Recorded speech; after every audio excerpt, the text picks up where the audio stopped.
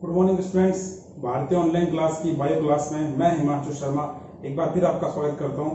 तो बच्चों, पिछली क्लास में हम बायोलॉजी में पढ़ रहे थे रोग, और उन रोगों में हमने कुष्ठ रोग, टीबी रोग, डिप्थीरिया, टिटनेस, निमोनिया, मेनिंजाइटिस और डायरिया, ये कुल मिलाकर 7 बीमारियों के बारे में जानकारी दी थी।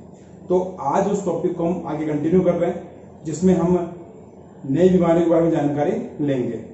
उम्मीद करता हूं कि पिछले वाले रोग आपने सीरियसली पढ़ लिए होंगे, उनको नोटबुक में मेंशन कर लिया होगा। तो आज का काम जो रहेगा, उसके पीडीएफ के नोट मिल जाएंगे आपको, तो उसको आप कंटिन्यू नोटबुक में मेंशन कर लेना। तो शुरू करते हैं आज का टॉपिक।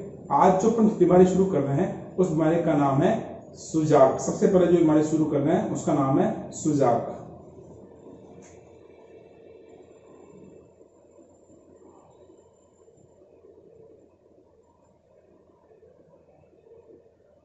सुजाक इस बीमारी का नाम है। तो अपन जैसे हमेशा करते आए हैं, बीमारियों का विवरण कैसे करना है, सबसे पहले उसके रोग कारक की बात करेंगे, फिर उसमें प्रभावित अंग की बात करते हैं, फिर उसकी जो लक्षण होते हैं उनकी बात करेंगे, फिर उसके बचाव और फिर उपचार की बात करेंगे। और इनमें कोई विशेष बात होगी उसको अपन अन्य टॉपिक में शामिल कर लेते हैं। तो अपना पहले जो बीमारी है उसका नाम है सुजाक, अंग्रेजी में बोलते हैं इसको गोनेरिया। और इसमें जो रोग कारक है उसका नाम है निसेरिया गोनेरियाई।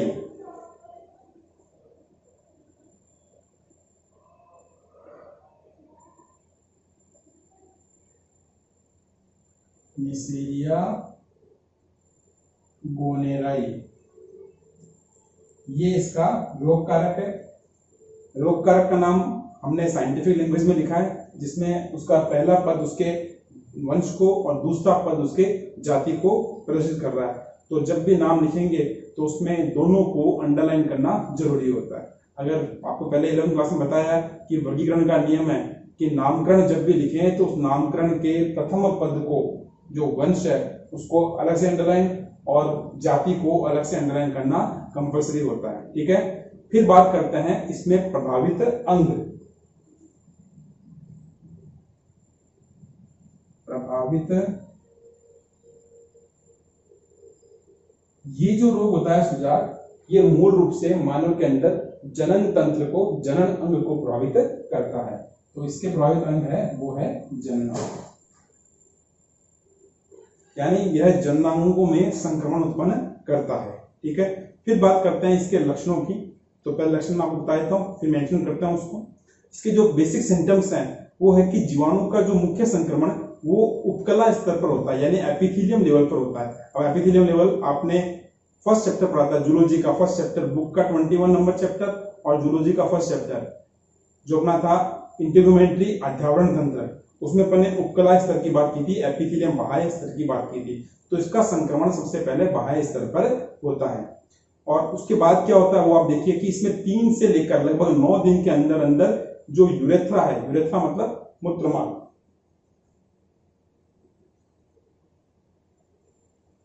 जो मूत्र मार्ग होता है, इसमें 3 से 9 दिन के अंदर अंदर पीले रंग का तरल निकलना स्टार्ट हो जाता है।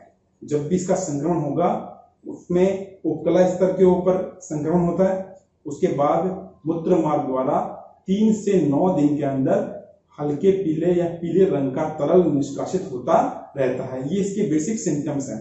उसके बाद जनन अंगों में जलन शुरू होती है, जिससे जननांग के आसपास जलन, इसको बोलते हैं बर्निंग कंडीशन, चालू हो जाती है। उसके बाद में जो ये सिम्टम बेसिक है, अब महिलाओं में इसके ऑपोजिट, इसी के बैक्टीरिया के संक्रमण के कारण से एक डिजीज हो जाती है, उसको बोलते हैं यूरिथ्रिटिस।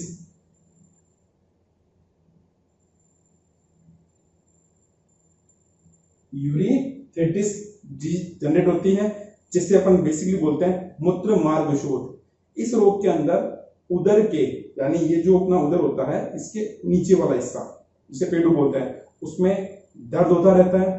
बार बार मूत्र निष्कासन की प्रक्रिया होती है। जब भी मूत्र निष्कासन की क्रिया होती है तो उसमें जलन होती है, जलन के साथ साथ इचिंग, खुजली चालू हो जाती है। और मूत्र के साथ साथ श्लेष्मा और मवाद का निष्कासन होता रहता है। इसके अलावा ठंड लगना और ठंड के साथ बुखार, ये यूरिथ्रिस डिजीज के सिम्टम्स हैं। मैं इसके लक्षण यहां लिख रहा हूं, देखिए आप। मूत्रण यानी बार बार मूत्र का निष्कासन होना, जलन, खुजली, उसके साथ साथ ठंड,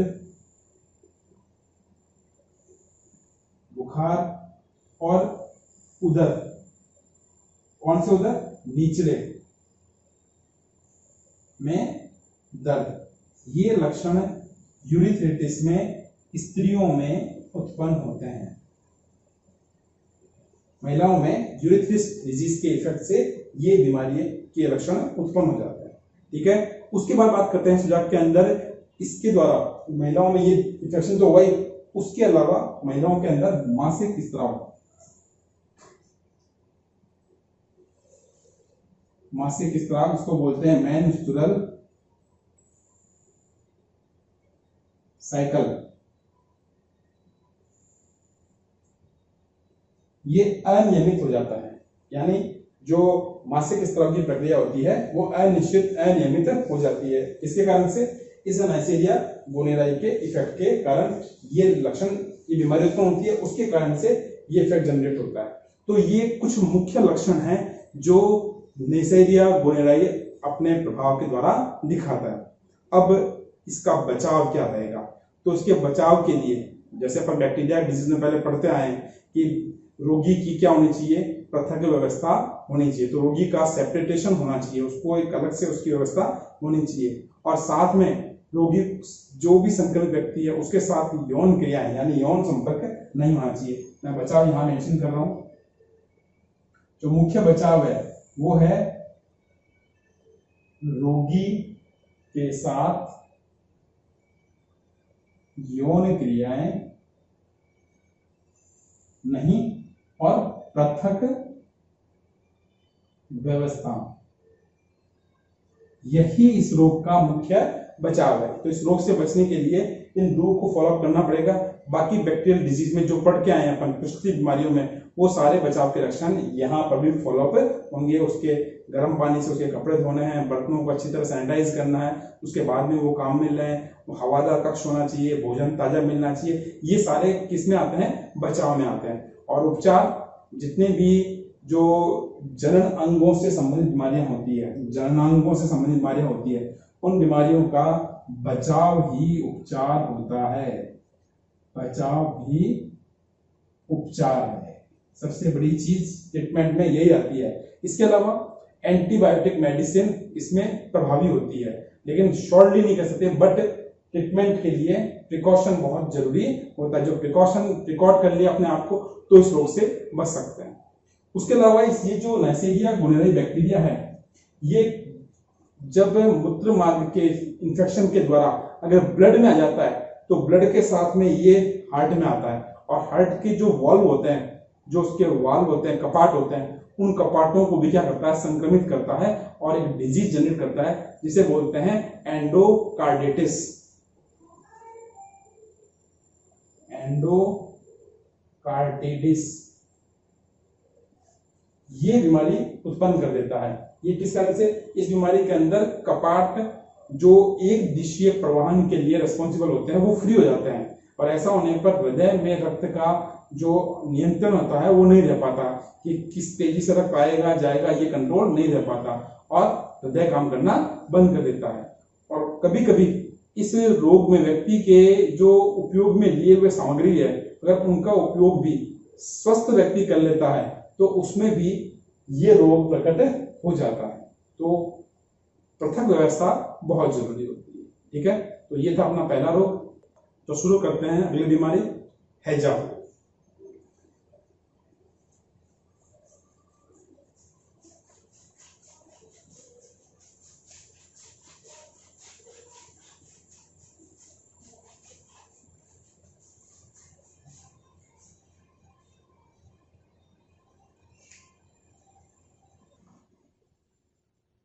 हैजा, इसको कॉलेरा भी कहते हैं। बीमारी के जो लक्षण हैं वो लगभग जो हमने पहले बीमारी पढ़ी थी, डायरिया, अतिसार, उसके जैसा ही है। उसमें लूज मोशन और वॉमिट, उल्टी और दस्त हुए थे, इसमें भी कुछ वैसा ही लक्षण है। तो देखते हैं। तो हैजे के अंदर सबसे पहले इसका रोग कारक, इसका रोग कारक है विब्रियो कॉलेरी।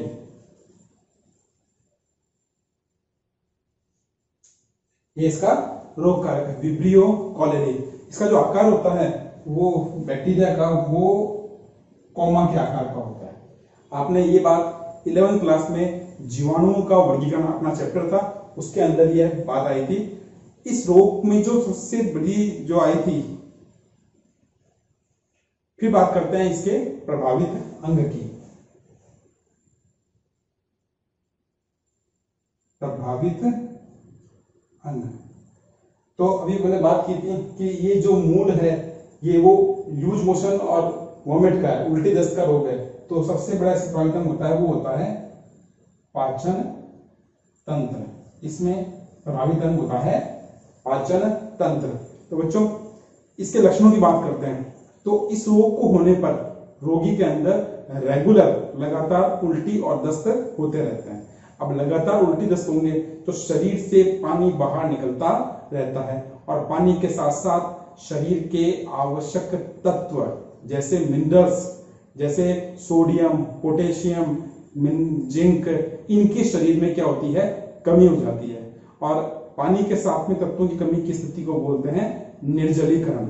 और निर्जलीकरण के कारण कोशिकाएं सिकुड़ने लग जाती है, मांसपेशियां अकड़ जाती है। तो इस रोग के अंदर जो सबसे बड़ा इफेक्ट होता है लूज मोशन के कारण, उसके कारण निर्जलीकरण पैदा होता है और निर्जलीकरण के कारण कमजोरी पैदा होती है। कमजोरी होने के कारण चक्कर आते हैं, बेचैनी होती है, सिर में दर्द चालू होता है, पेट में दर्द होता है, व्यक्ति भोजन ग्रहण नहीं कर पाता है और धीरे धीरे उसका शरीर ठंडा होने लगता है। अगर तुरंत उपचार न मिले तो ब्लड प्रेशर, रक्तदाब एकदम कम हो जाएगा और व्यक्ति की मृत्यु भी हो सकती है। इस रोग के अंदर यूरिन निष्कासन, मूत्र निष्कासन की प्रक्रिया बंद हो जाती है और मांसपेशियां निर्जलीकरण के कारण अकड़ जाती है, उसमें ऐंठन आ जाती है। तो ये इसके मुख्य लक्षण है जिनकी मैं बात करूं तो मुख्य लक्षणों में तो उल्टी, दस्त ये होते हैं, साथ में कमजोरी और निर्जलीकरण, ये इसके मुख्य लक्षण है। बाकी लक्षण मैंने आपको ओरल बताए हैं कि इसका इफेक्ट, इनका इफेक्ट फिर दूसरे अन्य लक्षणों के ऊपर प्रकट होता है। तो इस प्रकार विब्रियो कॉलेरी शरीर के पाचन तंत्र के साथ साथ मांसपेशियों को भी प्रभावित करता है। तो प्रभावित अंग में पाचन तंत्र के साथ क्या जुड़ जाएगा, मांसपेशियां, क्योंकि डिहाइड्रेशन के कारण मांसपेशियों में अकड़न पैदा चालू हो जाती है। तो फिर नेक्स्ट चलते हैं इसका बचाव, प्रिकॉशन। अब बचाव क्या रहेगा वो देखो।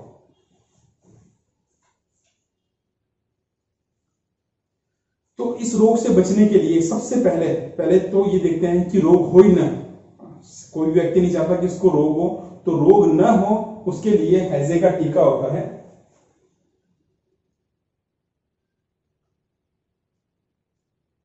हैजे का टीका, तो बच्चों के अंदर अगर टीका लग जाता है तो उनमें हैजा होने की संभावना नहीं रहती।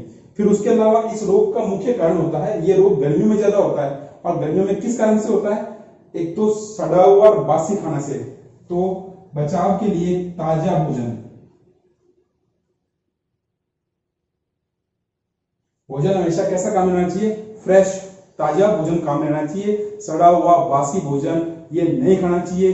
बरसात का सीजन चल रहा है, इस मौसम में अगर बच्चे बाहर का खाते हैं, अभी तो कोरोना का इफेक्ट है इसलिए बाहर का कोई खा नहीं सकते, लेकिन उसके बाद में भी जब पूरी तरह कंडीशन इक्वल हो जाती है तो भी बाहर का खाने से बचना चाहिए, क्योंकि बाहर के खाने पर मक्खियां बैठती रहती है और मक्खियां गंदी जगहों में बैठकर जब भोजन पर बैठती है तो हानिकारक रोग कारकों को उस पर छोड़ देती है, जिससे गर्मियों में हैजे जैसी बीमारियां उत्पन्न हो जाती है। ठीक है, और इसका एक और जो बचाव है वो सबसे इम्पोर्टेंट, घर के आसपास साफ सफाई रहनी चाहिए, बिल्कुल भी पानी भरण नहीं होना चाहिए, गंदा पानी इकट्ठा नहीं होना चाहिए, नालियां साफ सुथरी होनी चाहिए। ये सारे बचाव करके व्यक्ति हैजे से बच सकता है। मैंने पहले यहाँ लिखा डायरिया। अब इसमें और इसके लक्षण लगभग इक्वल है। फर्क कितना आ रहा है, इस रोग के अंदर लूज मोशन के साथ साथ रक्त और श्लेष्मा भी निकल रहा था। बाकी सारे लक्षण वही है, सिर्फ एक ये चीज जुड़ जाएगी उसके अंदर, और उसका जो रोग का यहाँ विब्रियो कोलेरी है और वहां साइजोला जीवाणुओं का समूह था, वो ये रोग पैदा कर रहा था। तो ये था अपना हैजे रोग का बचाव। अब इसके उपचार की बात करते हैं तो शरीर में मिनरल्स की, जल की कमी को रोकना सबसे बड़ा इसका कंट्रोल होना चाहिए। इसके लिए सबसे बेस्ट तरीका आता है ORS का घोल। रोग से उपचार के लिए नमक और चीनी का घोल या फिर ORS का घोल काम में लेना चाहिए। 1 गिलास पानी में ORS का घोल मिलाकर पीने से शरीर में पानी के साथ साथ आवश्यक तत्वों की कमी भी नहीं रहती है। और उसके अलावा रोगी को भोजन हमेशा ताजा, और ताजा के साथ साथ भोजन के अंदर उसको चावल का मांड या उबला हुआ दाल का पानी, ये चीजें भोजन में दी जानी चाहिए, जिससे तुरंत ही हैजे के अंदर आराम मिल जाता है। तो ये था अपना हैजे का रोग। ये रोग बच्चों में बहुत तेजी से फैलता है और ये जानलेवा रोग भी है। ठीक है, तो इस रोग का जो टीका है वो जरूर लगवाना चाहिए। फिर बात करते हैं इसके अंदर, यह रोग का प्रसार जल द्वारा होता है, मतलब ये दूषित जल के द्वारा एक व्यक्ति से दूसरे व्यक्ति में पहुंचता है। इसीलिए पानी हमेशा साफ सुथरा पीना चाहिए। अगर बाहर से पानी आ रहा है तो उस पानी को उबाल कर ठंडा करके छान कर पीना चाहिए, या फिर उस पानी को पूरी तरह से निर्जमित करके ही काम में लेना चाहिए। तो ये था अपना हैजा। नेक्स्ट बीमारी अपन शुरू करते हैं, टाइफाइड।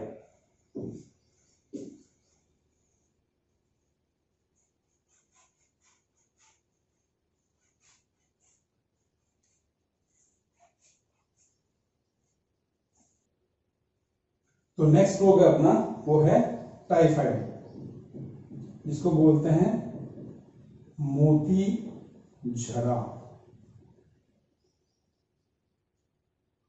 टाइफाइड, मोती झरा इस रोग को कहते हैं। इसमें मोती झरते हैं। मोती झरना मतलब शरीर के ऊपर लाल रंग के मोती के समान दाने बन जाते हैं, इसीलिए इसको मोती झरा रोग कहा जाता है। तो शुरू करते हैं सबसे पहले इसका रोग कारक। इसके रोग कारक का नाम है साल्मोनेला टाइफी। साल्मोनेला टाइफी इसका रोग कारक है। वंश और जाति को अलग अलग अंडरलाइन करना रहता है। ठीक है, इस रोग के बारे में एक छोटी सी आपको बात बताता हूं। एक यूएस के अंदर इसका, फिर बात करते हैं इसकी प्रभावित अंग की।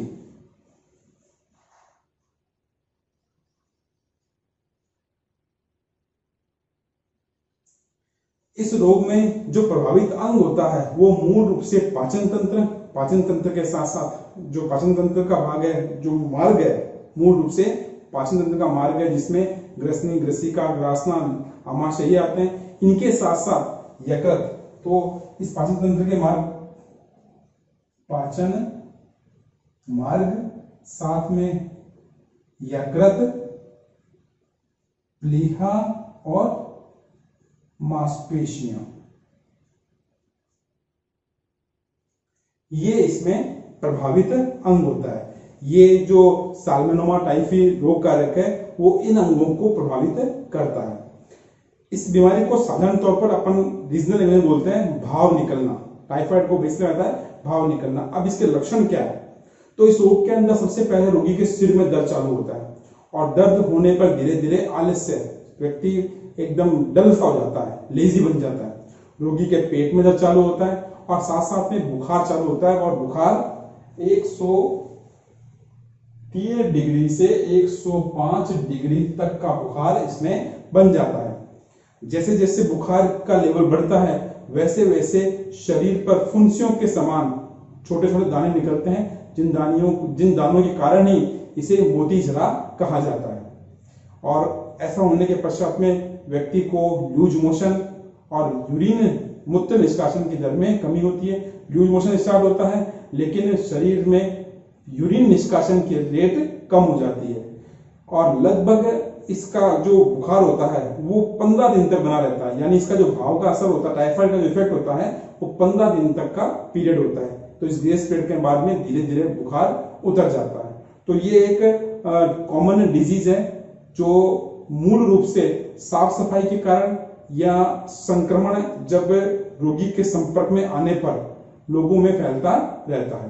तो इस रोगों के लक्षण अपन ने देखे कि सिर में दर्द होगा, बेचैनी बनी रहेगी, पेट में दर्द होता है और मुख्य चीज बुखार 103 से 105 डिग्री तक बुखार बना रहता है और साथ में लूज मोशन जिसमें यूरिन निष्कासन नहीं हो पाता और लगभग 15 दिन का इसका ग्रेस पीरियड होता है। तो ये इसके बेसिक लक्षण थे। फिर बात करते हैं इसके बचाव की। तो बचाव बैक्टीरियल डिजीज में कॉमन है। जैसे बात की थी अपन ने कि रोगी की क्या होनी चाहिए, पृथक व्यवस्था। तो इसमें भी रोगी की पृथक व्यवस्था होनी चाहिए। उस रोगी के मल मूत्र को गड्ढा खोदकर मिट्टी में दबा देना चाहिए ताकि मक्खियां उस पर न बैठे, ताकि वो दूसरी जगह न फैल सके। उसके बाद रोगी को नियंत्रित भोजन का यहाँ तात्पर्य है कि उसे सादा भोजन ग्रहण करना चाहिए, न कि हर मसालेदार गरिष्ठ या तेल वाले भोजन से उसको बचना चाहिए। उसके अलावा खाने के अंदर ताजा फलों का रस, अंडा, दूध, चावल का मांड, ये चीजें होती है, ये उसको भोजन में काम में लेनी चाहिए। और सबसे ज्यादा इंपॉर्टेंट इसके अंदर होता है कि टाइफाइड का टीका आता है, उस टीके का प्रयोग भी कर सकते हैं जो TAB नाम से आता है। TAB का टीका बोर्ड के अंदर इस बार इससे रिलेटेड क्वेश्चन पूछा गया था। ठीक है, तो आप ध्यान देना। तो TAB का टीका इसका बचाव का एक तरीका है। एंटीबायोटिक औषधियां इसके अंदर प्रभावी होती हैं और अच्छा रिजल्ट देती हैं। और इसके अलावा इस रोग का जो प्रसार होता है, टाइफाइड रोग का जो प्रसार होता है, वो जल के द्वारा, दूषित भोजन के द्वारा और इनके द्वारा फैलता है। तो इनसे बचना बहुत जरूरी है। तो हमेशा खाने पीने की वस्तुओं को ढककर रखना चाहिए, हमेशा शुद्ध हवा, शुद्ध जल का इस्तेमाल करना चाहिए और मूल रूप से लोगों में मतलब जो कम्युनिकेशन है, लोगों में जो संपर्क हो जाता है, उस संपर्क को इसको रोकना जरूरी है। रोगी के साथ कुल मिलाकर बात यह है कि रोगी के साथ संपर्क नहीं रखना चाहिए या बहुत आवश्यक होने पर ही उसके साथ ध्यान रखते हुए संपर्क रखना चाहिए जिससे रोग न फैल सके। यही बात गवर्नमेंट कोविड के लिए कह रही है कि लोगों के संपर्क में आने से बचना चाहिए। तो ये था अपना टाइफाइड रोग। तो समझ में आ गया होगा आपको। उपचार बता दिया, बचाव बता दिया आपको, इसके लक्षण बता दिए, कौन कौन सा अंग प्रभावित होता है और रोग कारक क्या है, ये इसको बता दिया। तो शुरू करते हैं अगली बीमारी, काली खांसी। इसको अपन बोलते हैं कुकर खांसी बोलते हैं, वूफिंग कफ भी कहते हैं। तो शुरू करते हैं।